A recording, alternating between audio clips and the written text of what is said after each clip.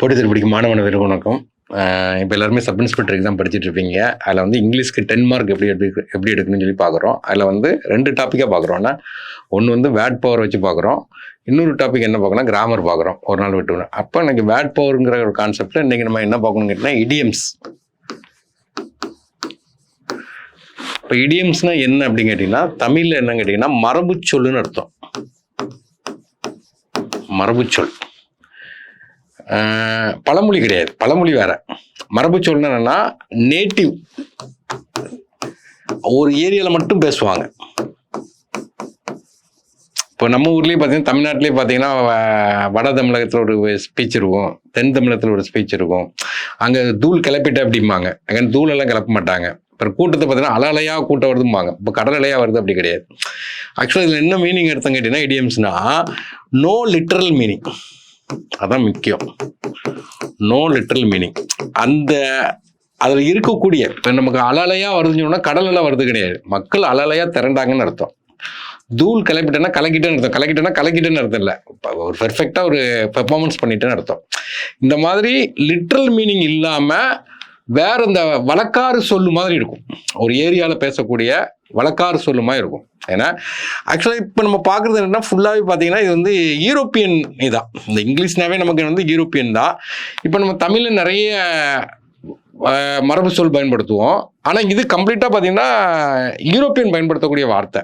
அப்போ நம்ம direct meaning எடுத்திங்கன்னா தப்பாகிறதுக்கு நிறைய சான்ஸ் இருக்கும். இப்போ யூரோப்பியன் பயன்படுத்தக்கூடிய வார்த்தை தான் இது. ஒரு எக்ஸாம்பிளுக்கு பார்த்தீங்கன்னா, இப்போ வந்து பிரேக் த லெக் அப்படிம்பாங்க. பிரேக் த லெக் அப்படிம்பாங்க. இப்போ லெக்குன்னு நம்ம என்ன நினைப்போம், கால். பிரேக்குன்னு என்ன, உடை. இப்போ காலை உடன்னு அர்த்தம் கிடையாது.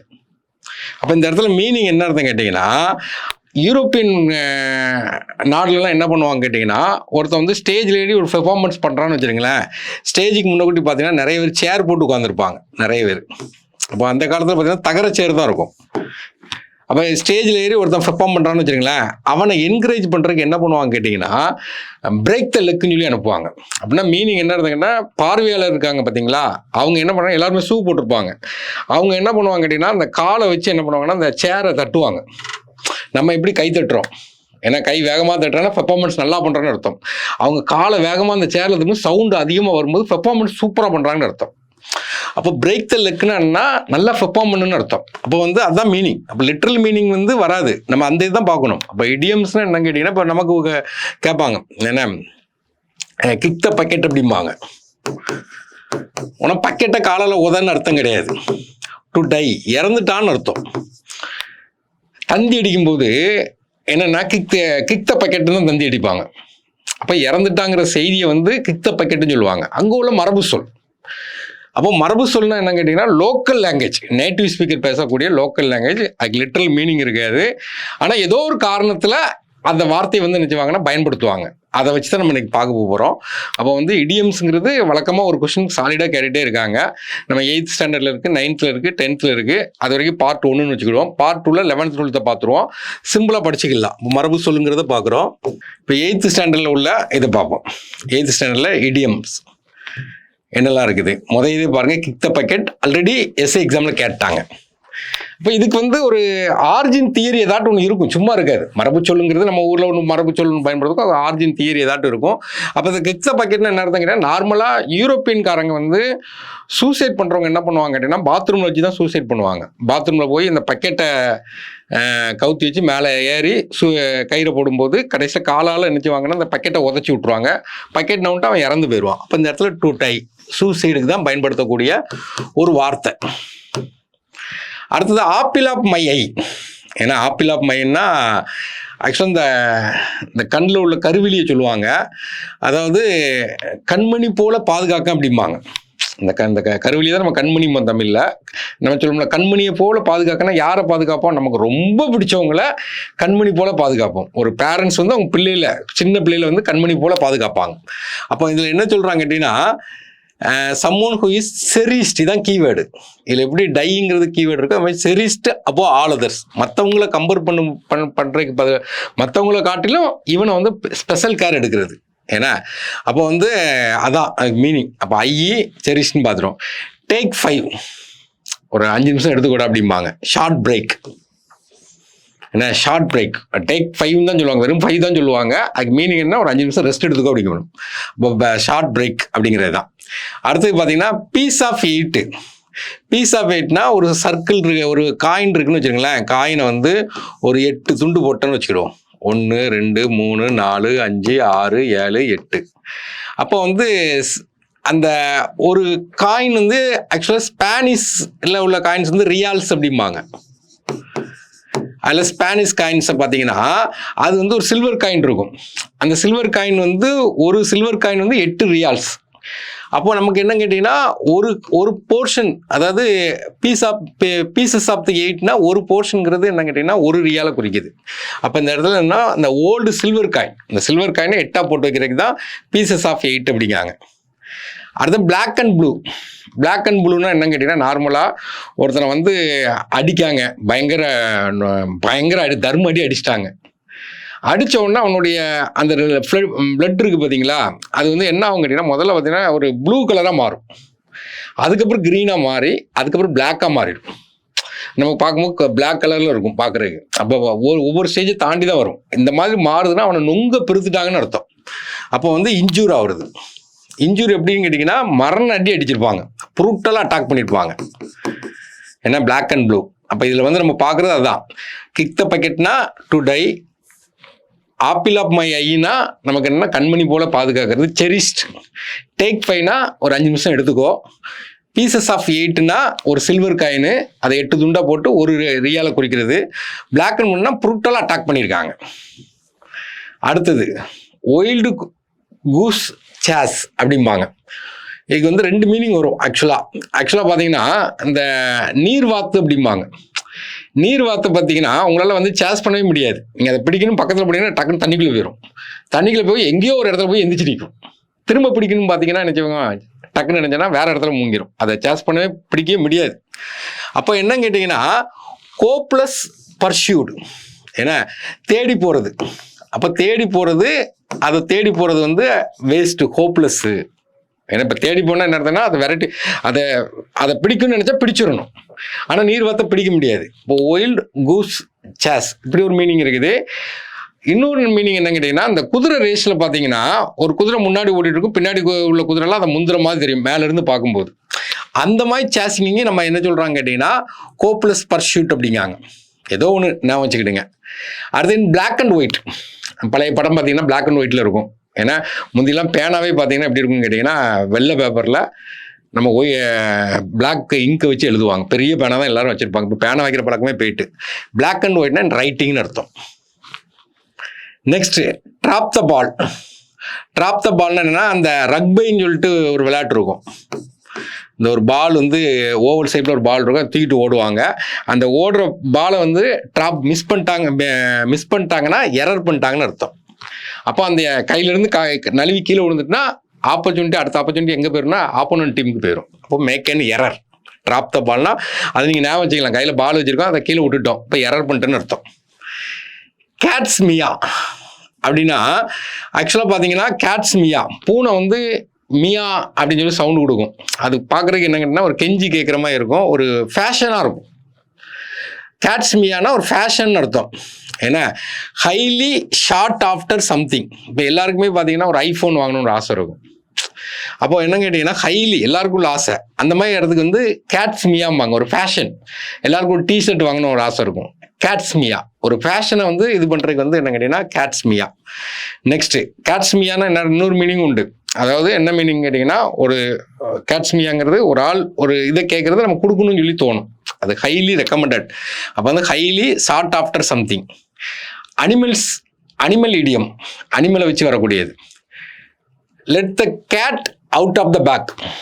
அப்போ நான் சொல்லிட்டேன், லிட்ரல் மீனிங் வரவே வராது. அப்போ இந்த இடத்துல மீனிங் என்னன்னா, பேக்லேருந்து கேட்டு பூனை வந்து வெளியே வருது. ஏன் பூனையே சொல்கிறாங்க கேட்டிங்கன்னா, இப்போ யூரோப்பியன் நம்ம எப்படி நாய்க்குட்டி வளர்க்குமோ அவன் என்ன சொன்னால் பூனைக்குட்டி வளர்த்துட்டே இருப்பான். அதனால் பூனைக்குட்டி அவன் நாட்டில் வரக்கூடிய மிருகத்தை தான் அதிகமாக பேசியிருப்பாங்க. நரியை பற்றி பேசியிருப்பாங்க, கரடியை பற்றி பேசியிருப்பாங்க. ஏன்னா அவனுடைய மரபு சொல். அப்போ let the cat out of the பேக்னு என்ன அர்த்தம் கேட்டிங்கன்னா, அவங்க பார்த்தீங்கன்னா அவங்களுக்கு முக்கியமான கறி, யூரோப்பியன்காரங்களுக்கு முக்கியமான கறி வந்து பன்னிக்கறி தான். முக்கியமானது. அப்போ வந்து என்ன பண்ணுவாங்கன்னா, அந்த பன்னிக்குட்டி இருக்குது பார்த்தீங்களா, அந்த பன்னிக்குட்டியை ஒரு சாக்கில் வச்சு கொண்டு போவாங்க. ஒரு பன்னிக்குட்டியை ஒரு சாக்கில் வச்சு விற்கிறதுக்கு கொண்டு போவாங்க. கொண்டு போகும்போது என்ன பண்ணுவாங்கன்னா, இல்லை ஏமாத்துறவங்க என்ன பண்ணுவாங்க கேட்டிங்கன்னா, பன்னிக்குட்டிங்கிறது வேல்யூ அதிகம். அதுக்கு பதிலாக பூனையை போட்டுருவாங்க. அந்த பேக்கில் பூனையை போட்டுருவாங்க. அந்த பூனை என்ன பண்ணுன்னு கேட்டிங்கன்னா, திடீர்னு இந்த பேக்கை விட்டு வெளியே வருதுன்னு வச்சுங்களேன், அப்போ வந்து சீக்ரெட் வந்து வெளியே வந்துட்டுன்னு அர்த்தம். ரிவேலியஸ் சீக்ரெட். பன்னிக்குட்டின்னு வச்சு விற்கிறாங்க. ஆனால் என்ன இருக்குது, பூனை வெளியே எட்டி பார்த்தா இல்லை பன்னிக்குட்டி இல்லைன்னு அர்த்தமா? அப்போ வந்து அவனுடைய சீக்ரெட் வந்து என்னதாகிடுது, வெளியே வந்துடுது. ரிவேலியஸ் சீக்ரெட். அடுத்தது மேட் ஆஸ் ஏ கார்னட். கார்னட்னு என்ன கேட்டிங்கன்னா குளவி. மேட்னு என்னன்னா வெறி பிடிச்சிட்டு குளவிக்கு. வெறி பிடிச்சா என்னன்னா விரட்டி விரட்டி கொட்டும். பயங்கர கோவத்தில் இருக்குன்னு அர்த்தம். அப்போ எக்ஸ்ட்ரீம்லி ஆங்கிரி. ஏன்னா அப்போ வந்து இது நெக்ஸ்ட் பார்த்தீங்கன்னா ஃபுட் ஐட்டம். ஃபுட்டை வச்சு வரக்கூடிய இடியம்ஸ். அப்போ வந்து பேட் எக். பேட் எக்னா மீனிங் என்ன, இப்போ ஒரு கூடையில் தக்காளி இருக்குது. என்ன தக்காளி இருக்குது, அதில் ஒரு தக்காளி மட்டும் அழிவிட்டுன்னு வச்சுருங்களேன், என்ன பண்ணுன்னு கேட்டிங்கன்னா எல்லா தக்காளியும் கூடிய சீக்கிரமாக என்ன செய்யணும், அழுவ ஆரம்பிச்சிடும். அதே மாதிரி தான் ஒரு கூமுட்டை இருக்குன்னு வச்சுருங்களேன், எல்லா இதுவுமே அதை அஃபெக்ட் பண்ணும். ஏன்னா அப்போ அந்த மீனிங்கில் என்ன கொடுக்காங்க கேட்டிங்கன்னா, டிஸ்கானஸ்ட்னா நேர்மை இல்லாத. ஏன்னா இல் பிஹேவ்டு பெர்சன். நம்ம ஒரு கூட்டமாக இருக்கிறோம், அதில் ஒரு நேர்மை இல்லாத இல் பிஹேவ் பண்ணுற ஒருத்தர் இருக்கான்னு வச்சுங்களேன், அந்த கூட்டத்தையும் என்ன பண்ணுவாங்கன்னா டிஸ்கானஸ்ட்டாக மாற்றிடுவாங்க. இப்போ பேடுக்குன்னா என்ன அர்த்தம், ஒரு முட்டை இருக்குது, நல்ல முட்டை தான் நினைக்கிறோம், ஆனால் என்னதான் இருந்தால் டிஸ்கானஸ்ட்டாக மாறிடுது. இப்போ ஞாபகம் வச்சுருக்கேன், பேடுக்குன்னா என்ன, டிஸ்கானஸ்ட், நேர்மை இல்லாத. பீஸ் ஆஃப் கேக் அப்படிம்பாங்க. பீஸ் ஆஃப் கேக்னா வெரி ஈஸிலி, அதுக்கு மீனிங் அதான், வெரி ஈஸிலி. அந்த காலத்தில் பார்த்தீங்கன்னா அந்த வெள்ளையர்கள் கருப்பினர்கள் இருப்பாங்க. அப்போ வெள்ளையர்கள் என்ன பண்ணுவாங்க கேட்டிங்கன்னா, அந்த கருப்பின மக்களை வந்து டான்ஸ் ஆட சொல்லுவாங்க. அப்போ எந்திரிச்சு சின்ன ஸ்டெப்பு போட்டாலும் பரவாயில்ல, அவங்களுக்கு ஒரு கேக்கு கொடுப்பாங்க, ஒரு பீஸ் ஆஃப் கேக்கத்துக்கு கொடுப்பாங்க. அப்போ வந்து அந்த பிளாக் கீஸ் பார்த்தீங்கன்னா செம்மையாக டான்ஸ் ஆடுவாங்க. அதுலேருந்து அந்த கான்செப்டே வருது. அப்போ வந்து அவங்களுக்கு பார்த்தீங்கன்னா அவங்களுக்கு வந்து சின்ன ஒரு மூவ்மெண்ட் போட்டால் கூட அதுக்கு உடனே ஒரு கேக்கு கொடுப்பாங்க. அப்போ அதை தான் இல்லை கொடுக்குறாங்க. A task that can be accomplished by the very ஈஸியாக இருக்கும். இப்போ டான்ஸ் ஆடுறது கஷ்டமானதாக இல்லை, 2 ஸ்டெப்பு போட்டிங்கன்னா அது என்னதாயிரும், ஈஸியாகிடும். பீஸ் ஆஃப் கேக்குன்னா வெரி ஈஸிலி.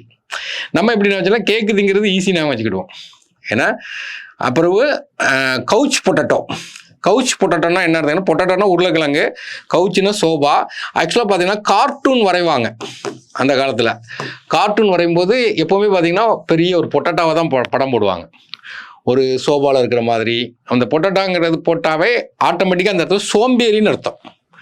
சோம்பேறியாக இருக்கான அந்த ஐடியல் பர்சன். நம்ம கூட ஸ்கூலில் சொல்லுவாங்க, என்னால் உருளைக்கிழங்கு மாதிரி உட்காந்துருக்கு அப்படிம்பாங்க. அப்போ வந்து ஒரே இடத்துல உட்காந்துருக்கம்மா, சோம்பேறி. அப்போ கவுச் பொட்டேட்டானா என்ன இடத்துல, பொட்டேட்டாங்கிறது எதை குறிக்குன்னா ஐடியலாக இருக்கான், எந்த வேலையும் செய்யாமல் அப்படியே இருக்கான். அப்போ நமக்கு இந்த கார்ட்டூனில் போடுவாங்க, ஒரு பொட்டேட்டாவை போட்டுருவாங்க, டிவி பார்க்குற மாதிரி, உட்காந்துட்டு இருக்க மாதிரி, சோம்பேறியாகவே இருக்கிறது. அப்போ வந்து இப்போ ஐடியல் பொட்டேட்டோ இது யாருமே கேட்டுட்டாங்க. Smart cookie. குக்கின்னு என்ன கேட்டிங்கன்னா ஒரு பெர்சனை குறிக்குது. அது மென்னாகவும் இருக்கலாம், உமனாகவும் இருக்கலாம். அதில் நமக்கு வந்து ஸ்மார்ட்னு ஒரு வார்த்தை கொடுத்துட்டாங்க. ஸ்மார்ட்னு நமக்கு தெரியும், கிளவர், புத்திசாலித்தனமான ஒரு பெர்சனை குறிக்குது. அடுத்தது பார்த்தீங்கன்னா பிரெட் அண்ட் பட்டர். இப்போ யூரோப்பியன், இப்போ நமக்கு வந்து எப்படி இது, ஃபுட்டுக்கு அரிசி கண்டிப்பாக வேணும். நார்த் இந்தியாவுக்கு போனீங்கன்னா கண்டிப்பாக கோதுமை வேணும். அதுமாதிரி அவனுக்கு என்ன வேணும்னா, யூரோப்பியன்காரனுக்கு என்ன வேணும்னா பிரெட் அண்ட் பட்டர் கண்டிப்பாக இருக்கணும். ஏன்னா ஃபஸ்ட்டு நெசசிட்டியாக தேவை என்ன கேட்டிங்கன்னா உணவு தான், 2வது தான் உடை, 3வது தான் உறைவிடம். அப்போ உணவு வந்து நெசசிட்டி. நம்ம சாப்பிட்டா தான் நம்ம இப்படி இந்த வீடியோவே பார்க்க முடியும். ஏன்னா அப்போ வந்து சாப்பிட்டா தான் அடுத்த மூவ்மெண்ட்டே நம்ம திங்க் பண்ண முடியும். அப்போ நெசசிட்டி அப்படிங்கிறத மீனிங், தேவை, ஏன்னா அடிப்படை தேவை. இப்போ நம்ம ஊர்னா அரிசியை சொல்லணும், அடிப்படை தேவைங்கிறது. அப்போ இதுலேயே பார்த்தீங்கன்னா பிரெட் வின்னர்னு ஒன்று உண்டு. நமக்கு புக்கில் இல்லாத படிக்க வேண்டாம், தெரிஞ்சுக்கிறேன்னு சொல்கிறேன். Bread winner. இப்போ பிரெட் வின்னர்னு என்னென்னா ரொட்டியை வென்றவன் கிடையாது. ஒரு வீட்டில் ஒரு 4 பேர் இருக்காங்க, அந்த 4 பேருக்கும் ஒருத்தர் தான் உழைக்காரு. அவர் உழைச்சி தான் நினைச்சாருன்னா 4 பேருக்கும் சாப்பாடு போடுறாரு, பீஸ் கட்டுறாரு, எல்லாமே பண்ணுறாரு. அந்த ஆள் தான் பிரெட் வின்னர். திடீர்னு ரோட்டில் பார்த்தீங்கன்னா திடீர்னு ஆக்சிடென்ட் ஏதாவது நடந்து ஒருத்தர் வந்து வீட்டுடைய தலைமை வந்து அவரை வந்து ஆக்சிடென்ட்டில் இறந்துட்டாருன்னு வச்சுருங்களேன், பிரெட் வின்னர் அப்படி தான் போட்டிருப்பாங்க. பிரெட் வின்னர் அவரை நம்பி ஒரு ஃபேமிலி இருக்குன்னு அர்த்தம்.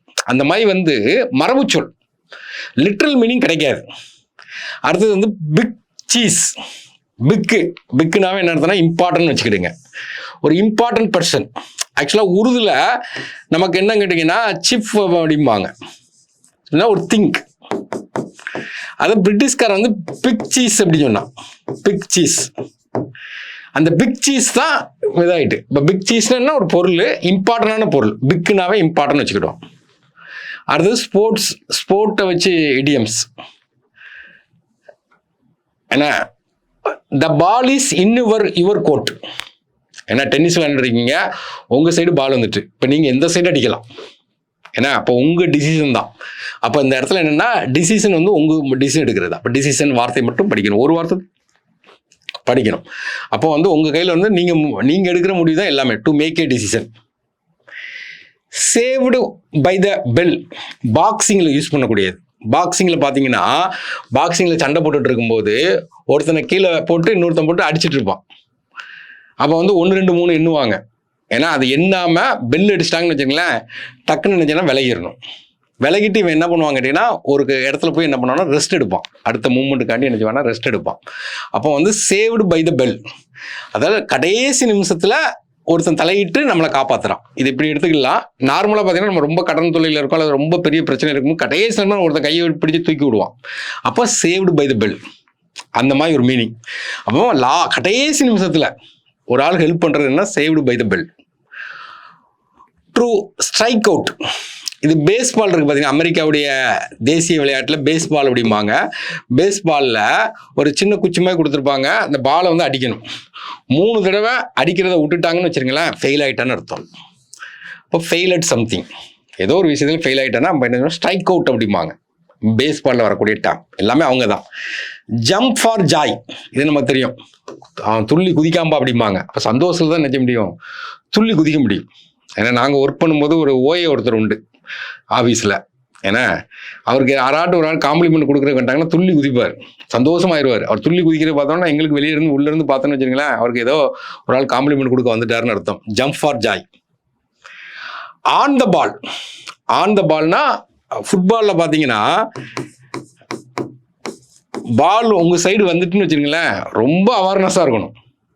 ஏன்னா பக்கத்தில் யாராவது வர்றாங்களான்னு பார்க்கணும். நிறைய பேர் பக்கத்தில் வந்தால் அந்த பால் இன்னொருத்தர் பாஸ் பண்ணிடணும், கரெக்டாக பாஸ் பண்ணிடணும். அப்போ நமக்கு என்னென்னா அந்த சிச்சுவேஷனில் ரொம்ப விழிப்புணர்வாக இருக்கணும். Aware and control of the situation, அந்த சிச்சுவேஷனில் கரெக்டாக ஹேண்டில் பண்ணணும். இப்போ ஆன் த பால். அடுத்தது ஃப்ரண்ட் ரன்னர். ஃப்ரண்ட் ரன்னர்னா என்னன்னு கேட்டிங்கன்னா, நமக்கு ஒரு ஓட்டப்பந்தயத்தில் ஓடிட்டு இருக்காங்க, முன்னோடின்னு அர்த்தம். தமிழ் என்னென்னா முன்னோடி. நம்ம ஒரு எக்ஸ்பெக்ட் பண்ணுவோம்ல, முன்னாடி ஓடிடுவோம், இவன் கண்டிப்பாக வின் பண்ணிடுவான்னு சொல்லி எக்ஸ்பெக்ட் பண்ணுவோம்ல, அதை தான் expected to win the succeed. இப்போ முன்னோடி ஃப்ரண்ட் ரன்னர். அப்புறம் பார்த்தீங்கன்னா நம்பர்ஸில் வரக்கூடிய இடியம்ஸ். இந்த நம்பர்ஸ்லாம் ஈஸியாக ஞாபகம் வச்சுக்கலாம். On cloud 9. க்ளவுடை வந்து 9 வகையாக பிரிக்காங்க. அதில் 9வது க்ளவுடு என்னன்னு கேட்டிங்கன்னா ஹியூமுலோ நிம்பஸ். ஹையில் இருக்கும். அந்த ஹையில் இருக்கக்கூடிய க்ளவுடு, அதுக்கு என்ன கேட்டிங்கன்னா, அந்த க்ளவுடை பிரிக்கும் போது என்ன கேட்டிங்கன்னா, அந்த க்ளவுடை என்ன சொல்கிறாங்கன்னா ஹாப்பியாக இருக்காங்கன்னு அர்த்தம் நம்மளுடைய அந்த ஆன்மீக இதில். அப்போ ப்ளீஸ்ஃபுல்லி ஹாப்பி, ரொம்ப ஹாப்பியாக இருக்காங்கன்னு அர்த்தம். அப்போ ஆன் க்ளவுடு 9, ஏன்னா சொர்க்கத்தில் மிதக்கிற மாதிரி இருக்கிற மாதிரி. ஏன்னா இப்போ வந்து சொர்க்கத்துக்கே போயிட்டாங்கிற மாதிரி ரொம்ப ஹாப்பியாக இருக்கான்னு அர்த்தம். அட் 6s and 7s, 6 7 அப்படின்னா என்னென்னா, அந்த இடத்துல கன்ஃபியூஸ்டுங்கிற வார்த்தையை படிக்கணும். 6 7ங்கிறது கன்ஃபியூஷன் ஆகும். இதுக்கு மீனிங் என்னன்னு கேட்டிங்கன்னா, இங்கிலாண்டில் பார்த்தீங்கன்னா வருடத்தில் முதல் மாதம் என்ன பண்ணுன்னு கேட்டிங்கன்னா, அங்கே கம்பெனி நிறைய கம்பெனி இருக்கும். அதில் ஒரு கம்பெனி தான் நம்ம இந்தியாவில் பார்த்தீங்கன்னா ஈஸ்ட் இந்தியா கம்பெனி வந்துச்சு. அதுமாதிரி நிறைய கம்பெனி இருக்கும். அவங்க தேம்ஸ் நதிக்கரை இருக்குது பார்த்தீங்கன்னா, அந்த பாலத்தில் மன்னரை பார்க்க வருவாங்க. அப்போ மன்னரை பார்க்கும்போது எந்த கம்பெனி அதிகமாக ப்ராஃபிட் இருக்கோ முதல் ரவுண்டில் வருவான், 2வது ரோ அப்படி வருவாங்க. இப்போ வந்து குழப்பம் எங்கே வருதுன்னா, 6வது 7வது ரோவில் வர்றாங்க பார்த்தீங்களா, அவங்களுக்குள்ள ஒரு குழப்பம். நான் தான் 6ன்னு சொல்லிட்டு நவுல மாட்டுக்காங்க. அது ரொம்ப ஜாம் ஆகுது. அப்போ உடனே மன்னர் கூப்பிட்டு என்ன சொல்கிறேன்னா, இந்த வருஷம் 6 வேண்டாம் 7 வேண்டாம், இல்லை இந்த வருஷம் 2 பேருமே 6ல் இருந்துக்கிட்டுன்னு சொல்லிட்டாங்க. நெக்ஸ்ட் இயர் பார்த்தீங்கன்னா 6 வேண்டாம் 7 ஏன் வேண்டாம்னு சொல்லிட்டாங்க. அப்போ ஒரு கன்ஃபியூஸோட இருக்கா, அதுதான் மீனிங். அப்போ வந்து கன்ஃபியூஸாக இருக்குது. 6 and 7. 1 horse down, இது முக்கியமானது. இப்போ தான் நமக்கு வந்து 2 வீலர் இருக்குது, 4 வீலர் இருக்குது, நிறைய வாகனம் இருக்குது. ஒரு காலத்தில் பார்த்தீங்கன்னா குதிரை வண்டி தான். குதிரை வண்டி தான் மெயினான வாகனம். அப்போ ஒரு இடத்துல பார்த்தீங்கன்னா நார்மலாக ஒரு வீடு இருக்குது, ஒரு வீடு இருக்குது, ஒரு வீடு இருக்குன்னு வச்சுருங்களேன். எத்தனை வீடு இருக்குது அப்படின்னு பார்க்கும்போது கொஞ்சோண்டு வீடு தான் இருக்குன்னா அந்த என்ட்ரன்ஸில் பார்த்தீங்கன்னா குதிரை வண்டியை கட்டி போட்டிருப்பாங்க. அந்த என்ட்ரன்ஸில் பார்த்தீங்கன்னா குதிரை வண்டி கட்டியிருப்பாங்க. ஒரு குதிரை தான் இருக்குன்னு வச்சுருங்களேன், அங்கே வீடு கம்மியாக இருக்குன்னு அர்த்தம். அந்த ஒரு குதிரையை வச்சு அங்கேருந்து ஆட்களை கூட்டு வந்து விட்டுருதாங்க. இப்போ அந்த இடத்துல ஒரு 10 குதிரை வண்டி இருக்குன்னு வச்சுங்களேன், அங்கே வந்து பாப்புலேஷன் அதிகமாக இருக்குங்க, நிறைய வீடு இருக்குன்னு அர்த்தம். அப்போ அந்த குதிரை வண்டியை வச்சு அந்த ஊரை வந்து பாப்புலேஷனை டெட்டர்மைன் பண்ணிடலாம். அப்போ அந்த இடத்துல ஒன் ஹார்ஸ் டவுன்னா வெரி ஸ்மால் டவுன், அதாவது ஸ்மால் வில்லேஜ் அப்படின்னு வச்சு. செவன்த் ஹெவன்னா அந்த 7ங்கிற நம்பரே பார்த்தீங்கன்னா ஒரு லக்கி நம்பர் அப்படிம்பாங்க, ஒரு என்ன சொல்ல சந்தோஷமான நம்பரும்பாங்க. திருக்குறள் பார்த்தீங்கன்னா 7 சீர் தான் இருக்கும். பிறகு பார்த்தீங்கன்னா இந்த குரானில் இந்த ரிலிஜன்லாம் பார்த்தீங்கன்னா அந்த லேயராக பிரிச்சிருப்பாங்க. 7வது லேயர் என்ன சொன்னால் வெரி ஹாப்பி அப்படிங்கிறது 7ஆம் நம்பர். அதனால தான் 7ஆம் நம்பர் எல்லாருமே லைக் பண்ணுவாங்க. அது பெர்ஃபெக்ட் 10. அப்போ பெர்ஃபெக்ட் 10னா 10 out of 10 அப்படிங்கிறது. இது என்ன கேட்டீங்கன்னா ஜிம்னாஸ்டிக்கில் பார்த்தீங்கன்னா 1976 ஒலிம்பிக்கில் ஜிம்னாஸ்டிக்கில் அப்போ வந்து ரோமானியாவை சேர்ந்த நாடியான்னு ஒருத்தர் வந்து 10 out of 10 எடுத்தார், ஃபுல்லாக எடுத்துட்டார். ஏன்னா 10 out of 10 பியூட்டி கண்டஸ்ட்லாம் 10 out of 10 அப்படிம்பாங்க. 10 out of 10னா பெர்ஃபெக்ட்லி கம்ப்ளீட்லி பெர்ஃபெக்ட் அப்படிங்கிறது, ஃபுல்லாக எடுத்துட்டான் 10 out of 10 அப்படின்னு நான் வச்சுக்கிட்டேங்க. காட் ரெட் ஹேண்டட் என்ன, அதாவது கையுங்களவமாக பிடிபட்டாங்கிறது. ஒரு பொருளை திருடும் போது பிடிச்சிட்டாங்க. அப்போ ஒரு கொலை பண்ணிட்டு வரான், கை ஃபுல்லாக ரத்தமாக இருக்குது, அந்த மீனிங் தான் காட் ரெட் ஹேண்டட். அப்போ கை ஃபுல்லாக ரத்தமாக இருக்குது, ஒரு தங்க செத்து கிடக்குறான், நான் கொள்ளலன்னு சொல்ல முடியுமா? அந்த மாதிரி கையுங்களவமாக பிடிபடுறது. அப்போ வந்து to catch someone in the act doing something, ஒரு ஆக்ட் பண்ணும்போது கையுங்களவமாக பிடிபடுறது தான் என்னென்னா காட் ரெட் ஹேண்டட். நெக்ஸ்ட் கலரை வச்சு இடியம்ஸ். பிளாக் சீப் அப்படின்னா ஆட்மன் அவுட், அதான் மீனிங், பொருந்தாத ஒன்று. ஏன்னா அப்போ ஆட்மன் அவுட், அன்லைக்கு, அந்த அவுட் காஸ்ட், அந்த வார்த்தைலாம் வச்சுக்கிடுங்க. பிளாக் சீப் ஆக்சுவலாக பார்த்தீங்கன்னா நமக்கு வந்து பிரிட்டிஷ்காரன் தான் ஃபுல்லாகவே. அவன் என்ன பண்ணுவான்னா இந்த பெரும்பாலும் இந்த பிளாக் சீப்பை வந்து அந்த உள்ளுக்கு பார்த்தீங்கன்னா அவன் பெரும்பாலும் என்னென்னா வெள்ளை கலர் ஆட்டை தான் விரும்புவான், செம்பரி ஆட்டை. ஏன்னா அந்த வெள்ளை கலரில் எந்த சாயத்தினாலும் நீங்கள் பூசிக்கலாம். கருப்பு கலரை விரும்ப மாட்டான், ஏன்னா கருப்பு கலரில் கலர் காட்ட முடியாது. அதனால கருப்பு கலர் வந்து அவாய்ட் பண்ணுறதுனால அதை வந்து என்ன சொல்லுவாங்கன்னா ஆட்மன் அவுட். அப்போ வந்து என்னென்னா இது அப்போ வந்து அதை வந்து சாயம் பூச முடியாது, அதான் meaning. Out of the blue, இப்போ வானம் ப்ளூவாக இருக்குது, திடீர்னு பார்த்தீங்கன்னா ப்ளூ காணாமல் போயிட்டு, அப்போனா என்ன வந்துட்டு மேகம் வந்துட்டு என்ன வரப்போகுது, மழை வரப்போகுது. அப்போ சர்ப்ரைஸாக இருக்கா, நல்ல வெயில் அடிச்சுட்டு இருந்துச்சு, வானம் வந்து ப்ளூவாக இருந்துச்சு, திடீர்னு பார்த்தீங்கன்னா என்னதாயிட்டு வந்துட்டு. அப்போ வந்து இதில் என்னென்னா சர்ப்ரைஸாக யார் வந்துட்டா, மேகம் வந்துட்டு, அல்லது ரேண்டமாக மேகம் வந்துட்டுன்னு அர்த்தம். Once in a blue Moon, இதுக்கு என்னன்னா வெரி ரேர்லி, இது யாருமே கேட்டுட்டான். அப்படின்னா என்ன அர்த்தம், ஒன்ஸ் இன் ஏ ப்ளூ மூன்னா என்ன அர்த்தம் கேட்டிங்கன்னா, நார்மலாக பார்த்தீங்கன்னா ஒரு மாதத்தில் அமாவாசை ஒரு நாள் வரும், மாதத்துக்கு ஒரு தடவை அமாவாசை வரும், மாதத்துக்கு ஒரு வாட்டா பௌர்ணமி வரும். ஏன்னா நமக்கு ரொட்டேஷன் நமக்கு தெரியும், 15 நாளுக்கு ஒரு வாட்டா அமாவாசை, 15 நாளுக்கு ஒரு வாட்டா என்ன வரும், நமக்கு வந்து பௌர்ணமி வரும். ஒரே மாதத்தில் 2 பௌர்ணமி வருதுன்னு வச்சுக்கோங்களேன், ஃபுல் மூன் 2 பௌர்ணமி வருது ஒரே மாதத்தில். 1ஆம் தேதி வருது, 31ஆம் தேதி வருது. இது ரேராக தான் நடக்கும், ஏன்னா ஒரு 2.5 வருஷத்துக்கு ஒரு தடவை தான் நடக்கும். இப்போ வெரி ரேர்லி. அப்போ ஒரே மாதத்தில் 2 ஃபுல் மூன் வந்ததுன்னு வச்சுக்கலாம், வெரி ரேர்லி. இப்போ once in a blue Moon, அந்த இடத்துக்கு வந்து ப்ளூ மூன்னா வானம் ப்ளூவெல்லாம் மூன் இருக்காது, நான் தான் சொல்ல லிட்ரல் மீனிங்லாம் கொடுக்காது. அடுத்து பார்த்தீங்கன்னா கிரே ஏரியா அப்படிம்பாங்க, கிரே ஆக்ட் அப்படிம்பாங்க. அதாவது ஒன்று பிளாக்காக இருக்கணும், இல்லைன்னா ஒயிட்டாக இருக்கணும். கிரே கலராக இருக்குன்னா அன்கிளியராக இருக்குன்னு அர்த்தம். அன்டெஃபைன்ங்கிறது சட்டத்தில் பயன்படுத்துவாங்க. கிரே ஆக்டும்பாங்க, அந்த சட்டம் வந்து கிளியராக இல்லை அப்படிம்பாங்க, ஏன்னா அன்டெஃபைன். கோல்டன் ஆப்பர்ச்சுனிட்டிம்பாங்க, இது வந்து ஒரு பொன்னான வாய்ப்பு அப்படிம்பாங்க. பொன்னான வாய்ப்புனா நல்ல சான்ஸ், குட் சான்ஸ், உனக்கு ஒரு பொன்னான வாய்ப்பு. அடுத்தது இப்போ நேரம் பார்த்தா 8th ஸ்டாண்டர்டு, இப்போ 9th ஸ்டாண்டர்ட் பார்க்குறோம். இது எல்லாமே பார்த்தீங்கன்னா உங்களுக்கு வந்து பிடிஎஃப் வந்து கீழே அட்டாச் பண்ணிடுவோம். அடுத்து பார்த்தீங்கன்னா 9th பார்த்தீங்கன்னா பிளட் ரன்ஸ் திக்கர் தேன் வாட்டர். அதாவது இந்த மீனிங் என்ன கேட்டால் வாட்டரை விட ரத்தம் வந்து திக்காக இருக்குன்னு அர்த்தம். அது எல்லாருக்கும் தெரியும். ஆனால் தமிழில் நம்ம ஊரில் தமிழ்நாட்டில் உள்ள மரபு சொல்லணும்னா தான் ஆடாவிட்டாலும் தன் தசை ஆடும் அப்படிம்பாங்க. இடையில பார்த்தீங்கன்னா ஒரு ஹாஸ்பிட்டல் போயிருந்தோம். அப்போ ஒரு ஃப்ரெண்டு வந்து அவனுக்கு ஒரு சின்ன முதுகில் ஒரு கட்டி இருக்குது, ஆப்ரேஷன் எடுக்க அதை வெட்டி எடுக்க போகிறாங்க. பக்கத்தில் சின்ன வயசு பையன், ஒரு 4 வயசு பையன் குதின்னு குதிச்சு அழுகுறான், எங்கள் அப்பா கை வைக்காங்கன்னு. அப்போ தான் ஆடாவிட்டாலும் தன் தசை ஆடும் அப்படின்னா இந்த இடத்துல மீனிங் என்ன அர்த்தம் கேட்டிங்கன்னா, family member have stronger application with each other than with people outside the family. வெளி ஆட்களை கம்பேர் பண்ணும்போது ஃபேமிலி மெம்பருக்கு வந்து ஒரு உறுத்து இருக்கும். அதான் மீனிங். தான் ஆடாவிட்டாலும் தன் தசை ஆடும். To be a fish out of water.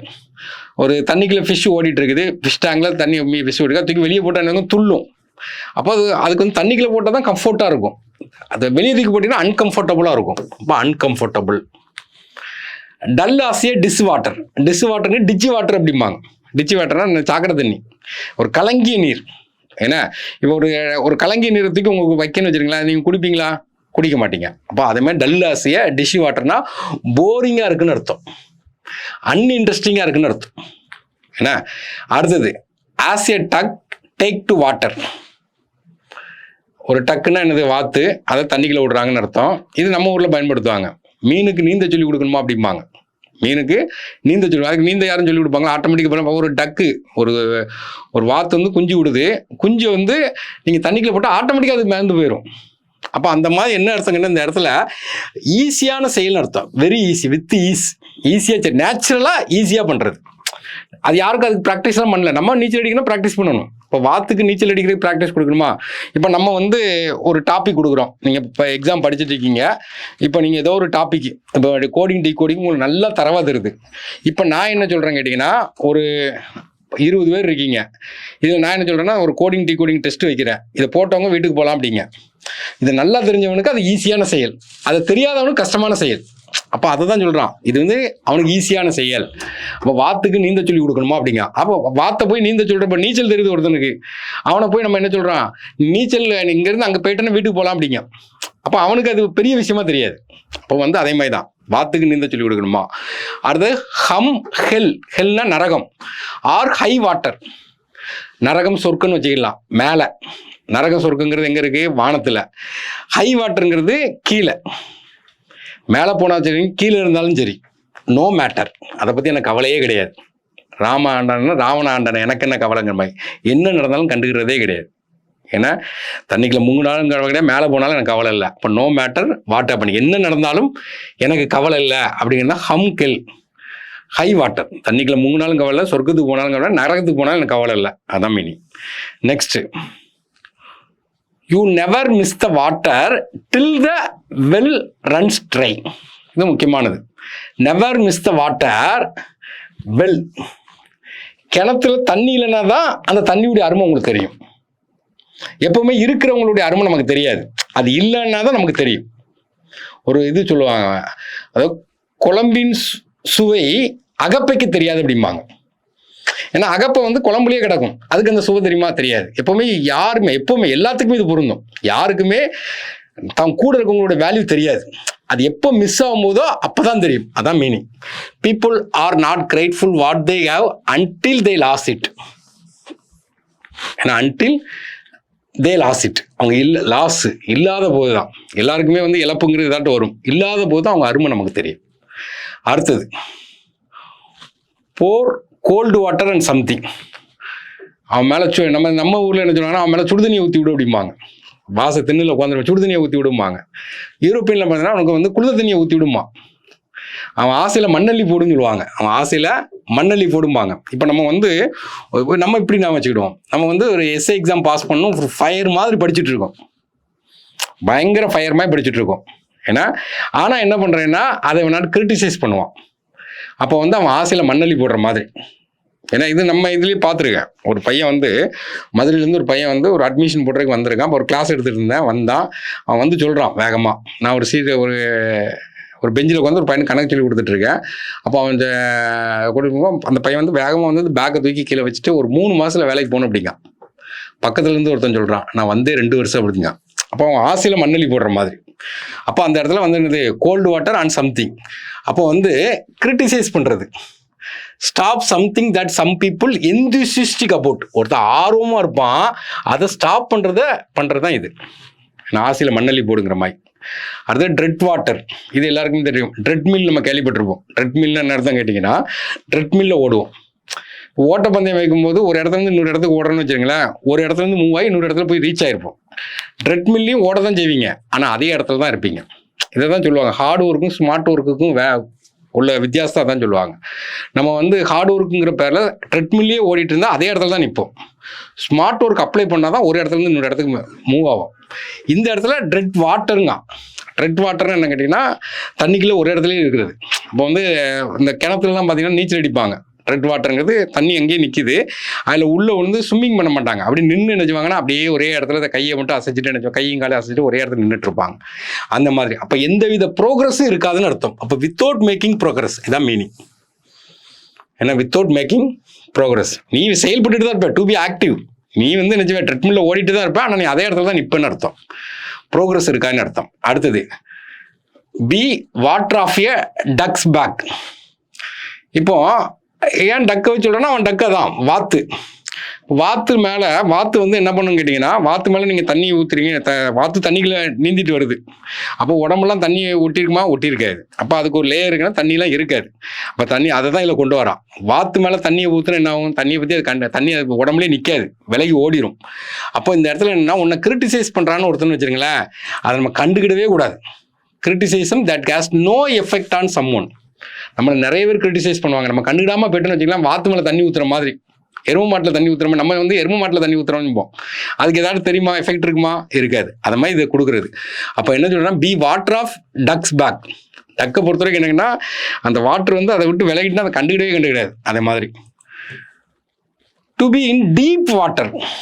Deep water தெரியும். இப்போ கடலில் பார்த்தீங்கன்னா ரொம்ப டீப்புக்கு போகிறீங்கன்னு வச்சிங்களா, என்ன இருக்கும்? ப்ரெஷர் அதிகமாக இருக்கும். இப்போ கூட நீங்கள் கேள்விப்பட்டிருவீங்க, கரண்ட் அஃபேர்ஸில் நியூஸ் வந்துச்சு நமக்கு. ஏன்னா நமக்கு அந்த டைட்டானிக் கப்பலை பார்க்க போகிறோன்னு சொல்லிட்டு கீழே போயிட்டு ப்ரெஷரில் வெடித்து செதந்துருவாங்க. அப்போ ப்ரெஷர் அதிகமாக இருக்குது. அப்போ ப்ரெஷர் அதிகமாக இருக்கும்போது என்ன ஆகும்? டிஃபிகல்ட் சிச்சுவேஷன் அர்த்தம். அப்போ டு பி டீப் வாட்டர்னா என்னென்னா டிஃபிகல்ட் சிச்சுவேஷன். நெக்ஸ்ட் பார்த்தீங்கன்னா அனிமல், பேர்டு, இன்செக்டை வச்சு வரக்கூடிய ஐடியம்ஸ்.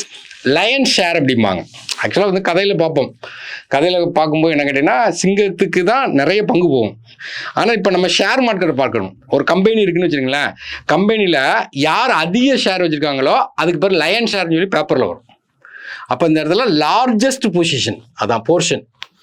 அப்போ வந்து ஷேர் மார்க்கெட்டில் எக்கனாமிக் டேமாக வச்சுக்கணும். லயன் ஷேர் என்னன்னா எவன் அதிக ஷேர் வச்சுருக்கான் அப்படின்னு அர்த்தம்.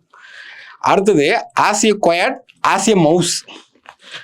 ஆக்சுவலாக பார்த்தீங்கன்னா பூனை இருக்குது பார்த்தீங்களா, அது வந்து சுண்டலியை விரட்டிட்டு இருக்கும்போது சுண்டலி பார்த்தீங்கன்னா அமைதியாக இருக்கும். ஏன்னா சின்ன சவுண்ட் விட்டாலும் பூனை வந்து அட்டாக் பண்ணிடும். அப்போ வந்து வெரி குயட். குயட்னா என்னது? அமைதி.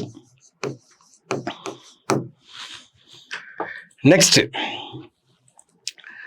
பேரட் பேஷன் அப்படிம்பாங்க. கிளி மாதிரி பேசுறதுங்க. கிளி என்ன பேசுவோம்? நம்ம சொல்றது அப்படியே சொல்லும்.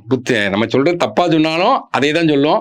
கெட்ட வார்த்தை போட்டாலும் கிளி வந்து நிச்சயம் கெட்ட வார்த்தை போடும். நம்ம என்ன சொல்றோமோ அதை அப்படியே திரும்ப சொல்லும். அப்போ ரிப்பீட் சம்திங். நம்ம என்ன சொல்றோமோ திரும்ப சொல்றோம் வித்தவுட் அண்டர்ஸ்டாண்டிங். அது எதுக்கு சொல்றாங்க, ஏன் சொல்றாங்க அப்படிலாம் அண்டர்ஸ்டாண்ட் பண்ணாது.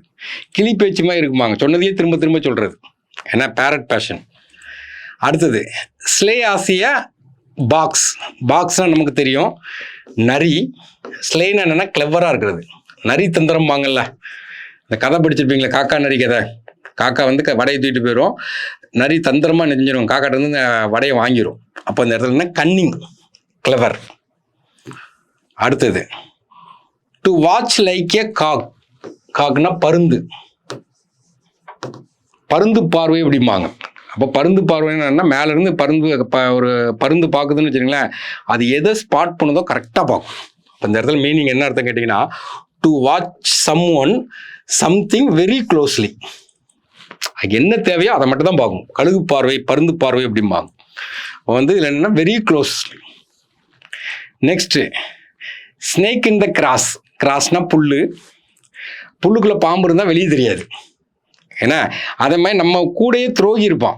துரோகிங்கிறது யாரும் கேட்டீங்கன்னா, நம்ம கூட இருக்கவங்க தான் துரோகியாக மாறுவான். ஏன்னா எதிரி வந்து நம்ம பலத்தை மதிப்பிடுவான், துரோகி வந்து நம்ம வீக்னஸை மதிப்பிடுவான். வந்து துரோகின்னு என்ன அர்த்தம், நமக்கு துரோகம் பண்றவன். அப்போ ஒரு புல்லுக்குள்ள பாம்பு இருக்கிறது வெளியே தெரியாது, அதே மாதிரி கூட இருக்க துரோகியும் டக்குன்னு வெளியே தெரிய மாட்டான். அப்போ வந்து அவன் என்ன பண்ணுவான்னா நம்மளை ஏமாத்துவான், டிசைட்ஃபுல் துரோகி, அல்லது ட்ரெச்சரஸ். ட்ரெஸ்னா கிட்டன் டேஞ்சர், நமக்குள்ளேயே கிடக்கிறான். அடுத்து மங்கி பிஸ்னஸ்னா சில்லி பிஸ்னஸ்னு அர்த்தம், அல்லது மிஸ்சீவியஸ் பிஹேவியர் அப்படிங்கிறது, சில்லியாக பிஹேவ் பண்ணுறது. இந்த கதை ஒன்று பார்த்துருப்பீங்களா, மங்கி பிஸ்னஸில் ஒரு தொப்பி விற்கிறவன் வந்து என்ன பண்ணுவான்னா ஒரு மரத்தடியில் உட்காந்துருப்பான். அப்போ எல்லா மரத்தில் நிறைய மங்கி இருக்கும், எல்லா தொப்பியும் எடுத்துகிட்டு போயிடும். திரும்ப வந்து அந்த மங்கிக்கார் கேட்பாரு, அவன் கொடுக்க மாட்டான்னு சொன்னால் மங்கிக்கார் என்ன பண்ணுவான்னா தொப்பி தூக்கி கீழே போடுவார், எல்லா குரங்கும் தொப்பி கீழே போட்டுரும். சில்லியாக பிஹேவ் பண்ணுறது. மங்கி வந்து சில்லியாக பிஹேவ் பண்ணுறது பார்த்தீங்கன்னா இன்னொருத்தன் பொருளை தூக்கி வச்சுக்கிட்டா அப்போ வந்து இந்த இடத்துல என்ன monkey business. Every dog has it day, ஷேக்ஸ்பியருடைய இது. ஒவ்வொரு நாய்க்கும் ஒரு நாள் வரும். நம்ம சொல்லணும்னா அவனுக்கு ஒரு காலம் வரும் அப்படிம்போம்ல, அதே மாதிரி தான் அவனுக்கு ஒரு காலம் வரும்னு என்ன அர்த்தம், நல்ல நேரம் வருதுன்னு அர்த்தம். இப்போ every one will have good fortunate, அதிர்ஷ்டம் வரும், சக்சஸ். இப்போ நமக்கும் ஒரு காலம் வரும் இருக்கிற மாதிரி. அப்போ எவ்ரி டாக் ஹேஸ் இட்ஸ் டே. அடுத்து பார்த்தீங்கன்னா அட்டிய ஸ்னெயில் ஃபேஸ். ஸ்னெயில்னா நத்தை, ஃபேஸ்னா என்ன ஓட்டம், என்ன ரேஸு, அந்த மாதிரி மீனிங். இப்போ நத்தை எப்படி போவோம், ரொம்ப ஸ்லோவாக போவோம், வெரி ஸ்லோலி. அடுத்தது ஆஸ் பிஸி ஆஸ் ஏ பீ. பீனா என்ன கேட்டிங்கன்னா நமக்கு தேனி. தேனி எப்படி இருக்கும், பயங்கர பிஸியாக இருக்கும், ஏன்னா பிஸியாக இருக்கும், வெரி ஆக்டிவ், பிஸியாக இருக்கும். தேனிங்கிறது சுறுசுறுப்புக்கு உதாரணம் என்ன சொல்லுவாங்க, தேனியை தான் சொல்லுவாங்க. அடுத்தது பார்த்தீங்கன்னா கரடியை வச்சு வரக்கூடிய idioms. Hungry as a bear, கரடி பசிம்பாங்க. கரடி பசின்னு என்னன்னா மரண பசின்னு அர்த்தம், பயங்கர பசியில் இருக்குன்னு சொல்லுவோம்ல. அப்போ நம்ம என்ன கரடி பசி அப்படிம்போம், வெரி ஹங்கரி. கரடி வந்து ரொம்ப பசியில் இருக்குன்னு வச்சுக்கோங்க, டப்புன்னு அட்டாக் பண்ணிடுவோம் யாருனாலும், ஏன்னா அது பசியை தாங்க முடியாது. சிலவன் அந்த மாதிரி இருப்பான், பசி வந்துட்டு அடுத்த ஸ்டெப் எடுத்து வைக்க மாட்டான். அப்போ அதுக்கு என்ன கரடி பசிங்கிறது, வெரி ஹங்கரி. அடுத்து கிரஃப் ஆஸ் ஏ பியர். கிரஃப்னா ரூடாக நடக்கிறது. கரடி பார்த்தீங்கன்னா அப்படி வந்து இப்போ பூனைக்குட்டினா என்னதுன்னா நம்ம பாசமாக இருக்கும், நாய்க்குட்டினா பாசமாக இருக்கும். கரடியில் பாசம்லாம் இருக்காது, ரூடாக தான் பிஹேவ் பண்ணும். அப்போ வந்து கரடி வந்து அன்சோசியபிளாக. இப்போ கரடி வந்து நமக்கு இப்போ அடிக்கடி திருநெல்வேலி மாவட்டத்தில் கரடி வருதுங்காங்க, அது வந்து கரடி வீட்டில் வச்சு யாராட்டும் வளர்ப்பாங்களா, அது unsociable. Speaking in a very abrupt, என்ன மோசமாக பேசுகிறது, ரூடு வே, ரூடாக பிஹேவ் பண்ணுறது, அதை ஞாபகங்க. கிரஃப்னா ரூடு, ரூடுன்னா என்ன ஒத்து போக மாட்டான் நம்ம கூட. அடுத்தது take the bear by the tooth. கரடி பல்ல பிடிச்சு பார்க்காதங்கிறது. நம்ம என்னன்னா புலி பல்ல பிடிச்சு பார்க்காதான் பிடிப்போம். புலி பல்ல பிடிச்சா என்ன ஆகும், புலி நம்ம கொண்டு விடும். அதை தான் இங்கே கொடுக்குறாங்க, டேஞ்சரஸ் பொசிஷனில் இருக்குன்னு அர்த்தம்.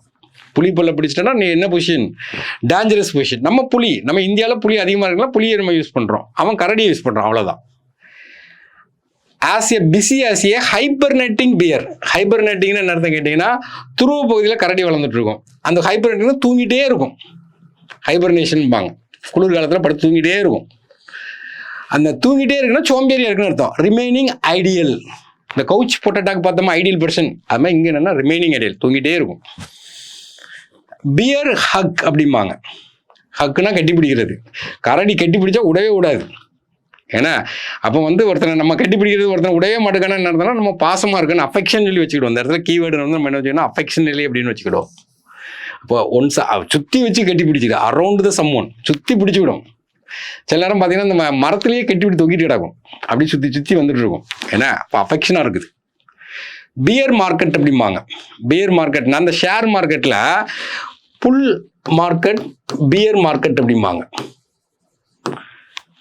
புல் மார்க்கெட்னு என்ன அர்த்தம் கேட்டிங்கன்னா காளமாடு. பார்த்தீங்கன்னா காளமாடு படம் போட்டிருப்பாங்க இந்த ஷேர் மார்க்கெட்டில். காளமாடு வந்து என்ன பண்ணுங்க கேட்டிங்கன்னா அந்த கொம்பை வச்சுட்டு நிற்கிற மாதிரி இருக்கும். அப்போ வந்து புல் மார்க்கெட்னு என்னென்னா காளமாடுடைய கேரக்டர் என்ன, ஒரு ஆளை முட்டி தூக்கும். அப்போ ஷேர் மார்க்கெட் இன்க்ரீஸ் ஆகுதுன்னு அர்த்தம். கரடியுடைய அட்டாக் எப்படி இருக்குன்னு கேட்டிங்கன்னா ஒரு ஆளை தரையில் வச்சு அமர்த்திடும், எந்திக்க கூடாது. அப்போ ஷேர் மார்க்கெட் டிக்ரீஸ் ஆகுதுன்னு அர்த்தம். அப்போ அந்த கரடி படம் போடும்போது நீங்கள் கவனிக்கணும், அந்த பாம்பே ஸ்டாக் எக்ஸ்சேஞ்ச் பில்டிங் மேலே நிற்கிற மாதிரி போட்டிருப்பாங்க. அப்போ பில்டிங் எங்கே கீழே அமர்த்துதுன்னு அர்த்தம். அப்போ புல் ஃபேக்டர்னா என்ன அர்த்தம்னா ஷேர் மார்க்கெட் இன்க்ரீஸ் ஆகுதுன்னு அர்த்தம். பியர் ஃபேக்டர்னு என்ன அர்த்தம்னா ஷேர் வேல்யூ வந்து டிக்ரீஸ் ஆகுதுன்னு அர்த்தம். இப்போ இன்க்ரீஸ் ஆகுது, டிக்ரீஸ் ஆகுது, எப்போ ஷேரை வாங்கணும் விற்கணும். ஒரு ஷேர் வேல்யூ டிக்ரீஸ் ஆகுதுன்னா அதான் பியர், கரடினா டிக்ரீஸ் ஆகுதுன்னு அர்த்தம். ஷேர் வேல்யூ டிக்ரீஸ் ஆகுதுன்னா உடனே அந்த ஷேரை வித்துடணும். நம்ம குறையுதுன்னு சொல்லி வாங்கணும்னு நினைக்கக்கூடாது. எக்ஸாம்பிளுக்கு என்ன சொல்லலாம், அந்த காய்கறி மார்க்கெட்டெல்லாம் விலை குறையும் போது வாங்குவோம், அந்த மாதிரி கான்செப்ட் இங்கே பார்க்கக்கூடாது. இப்போ ஒரு ஷேர் வேல்யூ வந்து 100 ரூபா இருக்குன்னு வச்சுங்களேன், இப்போ நாளைக்கு 90 ரூபா ஆகும். நீங்கள் உடனே வித்துட்டா அது 90 ரூபா, அடுத்த நாள் 80 ரூபா ஆகும், அடுத்த நாள் 70 ரூபா ஆகும், அடுத்த நாள் 60 ரூபா ஆகும், அப்படி குறைஞ்சிட்டே இருக்கும். உடனே வித்துட்டா லாஸ் கம்மியாக இருக்கும். இதே ஷேர் மார்க்கெட் இன்க்ரீஸ் ஆகுதுன்னு வச்சுங்களேன், நீங்கள் வந்து எல்லாம் வாங்கணும். இப்போ கோல்டு வந்து எப்போவுமே இன்க்ரீஸ் ஆகிட்டே தான் இருக்கும். அப்போ நீங்கள் என்ன பண்ணணும், கோல்டை வாங்கணும். அப்போ ஷேர் மார்க்கெட் இன்றைக்கி 100 ரூபா இருக்கிற ஷேர் நாளைக்கு 110 ஆகும், 120 ஆகும், 130. அப்போ நீங்கள் ஷேர் மார்க்கெட்டை வாங்கணும். அப்போ வந்து குறையுதுன்னா விற்கணும். அப்போ செல், அந்த வார்த்தையை மட்டும் பார்த்துக்கணும், விற்கிறது. A period of time when the investor are more likely to வாங்குறத விட விற்கணும். அப்போ எப்போ வாங்கணும், இதே இது பார்த்தீங்கன்னா நமக்கு வந்து காலமாடு படம் போட்டிருக்காங்கன்னு வச்சுக்கலாம். அப்போ ஷேர் மார்க்கெட் ஷேர் வந்து வாங்குறோம், நமக்கு இதான் கொடுத்துருக்கான். அப்போ 10th ஸ்டாண்டர்டில் உள்ளது என்ன இருக்குன்னு பார்ப்போம். இது யாருக்கும் ரிப்பீட் ஆனதான். Once in a blue moon, rarely, என்ன ரேராக இருக்கிறது. அப்போ நம்ம ஒரே மாதத்தில் 2 ஃபுல் மூன் வர்றது, பௌர்ணமி வர்றது. ஆன் த பால்னா நம்ம ஏற்கனவே பார்த்தோம். ஏன்னா வந்து விழிப்புணர்வாக இருக்கணும். விழிப்புணர்வாக இருக்குன்னா அண்டர்ஸ்டாண்ட், அந்த சிச்சுவேஷனை அண்டர்ஸ்டாண்ட் பண்ணணும். அதே இது திரும்பியும் கொடுத்துருக்காங்க, குயிக் டு அண்டர்ஸ்டாண்ட். இப்போ ஃபுட்பாலில் ஒரு பால் இருக்குன்னா அவேர்னஸாக இருக்கணும், அந்த சிச்சுவேஷன் பாலை எங்கே தட்டி விடணும்னு சிச்சுவேஷனை அண்டர்ஸ்டாண்ட் பண்ணணும், குயிக்காக முடிவு எடுக்கணும். மூணுமே ஒரே மீனிங் தான். அப்புறம் ஏற்கனவே வந்தது தான், the cat is the out of the bag, சீக்ரெட்டை வந்து ரிவீல் பண்ணுறது. அடுத்தது ஃபைண்ட் ஒன்ஸ் வாய்ஸ். இதில் என்ன, மோர் கான்ஃபிடென்ட். அப்போ வந்து ஒன்ஸ் வாய்ஸ்னா நம்மளுடைய வாய்ஸ் ஒன்று சொல்லுதுன்னு வச்சுருங்களேன், அப்போ நம்ம கான்ஃபிடென்ட் லெவல் அதிகமாக இருக்கும். நம்ம அப்படி விட்டுருவோம், நம்ம பணிக்கு வருவோம். இப்போ நம்ம வந்து அந்த காம்படிட்டிவ் எக்ஸாம் படிக்கும்போது ஒரு கரெக்டான ஒரே ஒரு பிளானை போட்டு அந்த வேலையை உட்காந்து படிச்சுட்டு இருக்குன்னு வச்சுங்களேன், கான்ஃபிடென்ட் லெவல் ரைஸ் ஆகும், பயங்கரமாக இருக்கும். இப்போ இந்த புக்கை தான் படிக்க போகிறோம், இதை தான் திரும்பி படிக்க போகிறோம், இதை தான் டெஸ்ட் போட போகிறோம், ஒரே ஒரு ஆள் தான் உங்களை கைட் பண்ணுறாங்கன்னு வச்சுங்களேன், அதான் ஒன்ஸ் வாய்ஸ். அப்படி வச்சுக்கிடுவோம். ஒரே ஒரு ஆள் பெர்ஃபெக்டாக உங்களை கைட் பண்ணுறாங்கன்னா மோர் கான்ஃபிடென்ட் இருக்கும். 10 பேர் வரான்னு வச்சுருங்க, 10 பேர் உங்களுக்கு கைட் பண்ணுறான்னு வச்சுருங்களேன், அப்போ ஐடியா டிஃப்ரெண்ட்டாகவும் கான்ஃபிடென்ட் லெவல் கம்மியாக இருக்கும். இப்போ யூடியூப்பில் சில வீடியோ பார்ப்போம், one is better then other. ஒரு வீடியோ கம்பேர் பண்ணுவோம், இன்னொரு வீடியோ நல்லா இருக்கிற மாதிரி வரும். வந்தவொடனே என்னென்னா கான்ஃபிடென்ட் நமக்கு போயிடும். ஒரு இதை மட்டும் நீங்கள் ஃபாலோ பண்ணுங்கள், கண்டிப்பாக கான்ஃபிடென்ட் தான் அதிகமாக இருக்கும். Next, over the moon. எப்போவுமே பார்த்தீங்கன்னா நிலான்னு ஒரு வார்த்தை வந்துட்டாவே ஹாப்பின்னு தான் அர்த்தம். ஹாப்பிங்கிற வார்த்தையை பார்த்துடுங்க. அப்போ 18th century ரைம்ஸில் வந்து இது வரும். ஆனால் மூணுனாவே இதான், நிலவை காட்டி சோறை விட்டுறது. நிலவை பார்த்தாவே ஒரு அந்த காலத்தில் லைட்லாம் இல்லாத நேரத்தில் நிலவை பார்த்தோன்னா வெளிச்சம் வரும். அப்போ ஆட்டோமேட்டிக்காக சந்தோஷமாக இருப்பாங்க. ஷார்ப் ஆஸ் ஏ டேக்னா என்னென்னா ஒரு ஷார்ப்பாக இருக்கக்கூடிய ஒரு பின்னு, ஷார்ப்பாக இருக்கக்கூடிய பின். செருப்பு ஆணி எப்படிம்பாங்க, செருப்புலலாம் ஆணி அடிக்கிற பார்த்தீங்கன்னா அடித்தோடனே உள்ளே போகும். இல்லைன்னா குதிரைக்கு லாடம் கட்டுறது, மாட்டுக்கு லாடம் கட்டுறதுக்கு அதுக்கு ஒரு ஆணி யூஸ் பண்ணுவாங்க. அது ஆணி காலில் நம்ம மிதிச்சிட்டாவே சல்லுன்னு உள்ளே ஏறிடும். அப்போ அந்த மாதிரி ஷார்ப்பாக இருக்கிறது, டக்குன்னு இறங்கிடும். அப்போ இன்டெலிஜென்ட்டை குடிக்கிறது. இன்டெலிஜென்ட் டேக்கு ஷார்ப்பாக இருக்குன்னா, ஷார்ப்பாக இருக்கான்னு சொல்லுவோம்ல, அவன் பயங்கர ஷார்ப்பாக இருக்கான், இன்டெலிஜென்ட்டாக இருக்கான், புத்தி கூர்மையாக இருக்கான். அவன் ஒரு தடவை படித்தாவே புரிஞ்சுக்கிடுவான். பசு மரத்தில் ஆணி அடித்த மாதிரி இருக்குதுங்கிற மாதிரி, கற்பூரமாய் பிக்கப் பண்ணிக்கிறான்னு அர்த்தம். லண்டன் இயர், ஏன்னா அங்கே உன் காதை கொடுன்னு அர்த்தம் இல்லை, உன் காதை கொடுன்னு அர்த்தம் இல்லை. அதில் என்ன அர்த்தம்னா கேர்ஃபுல்லாக கவனின்னு அர்த்தம். Carefully listen, carefully. London year. அப்போ ஜூலியஸ் ஜீசஸ் கதையில் மார்க் ஆண்டோனி என்ன பண்ணுவார்னா, ஒரு இடத்துல வந்து பேச வரும்போது வார்த்தை அதான் சொல்லுவார், லண்டன் இயர் அப்படிம்பாரு. எல்லாரும் நான் சொல்கிறத கவனிங்க, லிசனாக கவனிங்கிற மாதிரி. அடுத்தது ஹேங் அவுட் டு ட்ரை. துவச்சி தொங்க போடுன்னு அர்த்தம். துவச்சி தொங்க போடணும். ஹேங் அவுட் டு ட்ரை, தொங்க போடுறது ஹேங். அப்போ இந்த இடத்துல நமக்கு என்ன கேட்டிங்கன்னா, அபேண்டன், கைவிடப்பட்ட. இப்போ நம்ம வந்து ஒரு கூட்டமாக ஒரு இடத்துக்கு ஃப்ரெண்ட்ஸாக டூர் போகிறோம், ஒருத்தனை கழட்டி விட்டோன்னு வச்சுருங்களேன், அப்போ ஹேங் அவுட் டு ட்ரை, அவனை விட்டுறது, தனியாக விட்டுறது. அபேண்டன், கைவிடப்பட்ட. ஏன்னா டிஃபிகல்ட் சுச்சுவேஷன் அவனை விட்றது. ஓகே, இப்போ நம்ம வந்து 8, 9, 10 பார்த்துருக்கோம். 11th 12th அடுத்த இது பார்ட் 1 வச்சுக்கிறோம். பார்ட் 2 நாளைக்கு பார்த்துக்கலாம். நீங்கள் வந்து இது வந்து ஒரு இதுதான், இது வந்து லாஸ்ட் டைம் நீங்கள் ரிவிஷன் பண்ணிங்கன்னா இங்கிலீஷில் ஒரு பயம் இருக்காது. ஒரு நாள் நம்ம வேட் பவர் பார்க்குறோம், ஒரு நாள் நம்ம என்ன பார்க்குறோம் கேட்டிங்கன்னா கிராமர் பார்க்குறோம். அப்போ இதுக்கு தமிழும் நிறைய பேர் கேட்டீங்க, தமிழுக்குமே இது மாதிரி ஒரு ஷெட்யூல் போட்டுக்கலாம். நீங்கள் படித்ததே திரும்ப படிங்க, ஏன்னா இது கூட ஒரு டீவியேஷன் வரலாம். நீங்கள் என்ன படிச்சீங்களோ திரும்ப படிங்க. அந்த காம்படிட்டிவ் எக்ஸாமுடைய தாரக மந்திரமே அதான். தேங்க்யூ. சுரேஷ் IAS Academy, வெற்றியின்